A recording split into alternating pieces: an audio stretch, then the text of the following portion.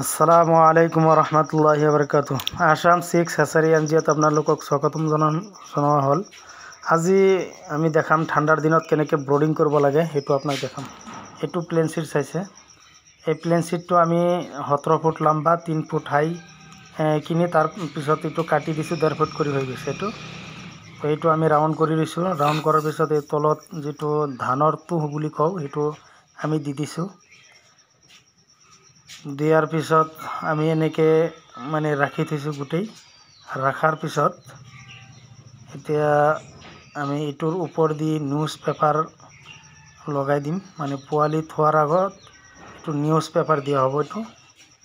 এই news paper দি তাৰপিছত light লগাম।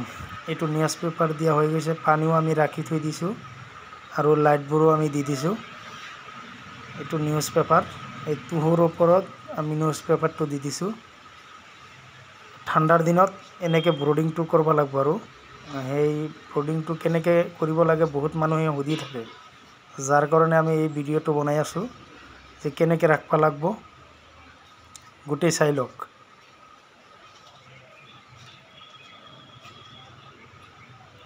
কেনেকৈ আমি ঠাণ্ডাৰ দিনত পোৱালিবোৰ ব্ৰডিং কৰোঁ, এইটো ভিডিঅ'ত আমি সেয়ে আপোনালোকক দেখাই আছোঁ।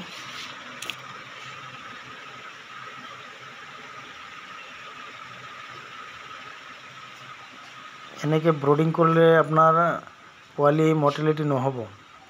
যেনেকৈ আমি ব্ৰডিংবোৰ কৰি আছোঁ, এইটো আমাৰ পোৱালি আহি গৈছে। এতিয়া এই পোৱালিবোৰ আমি ব্ৰডিঙত ঢালিম। এই আমাৰ পোৱালিবোৰ বাহিৰৰ পৰা এইটো পোৱালি আহিছে। টাৰ্কি, চিল্কি, কৰকনাথ এইবোৰ আহিছে। টাৰ্কি, তাৰপিছত কৰকনাথ এইবোৰ পোৱালি আহিছে। এইটো পোৱালি আমি ৰাখি থৈছোঁ।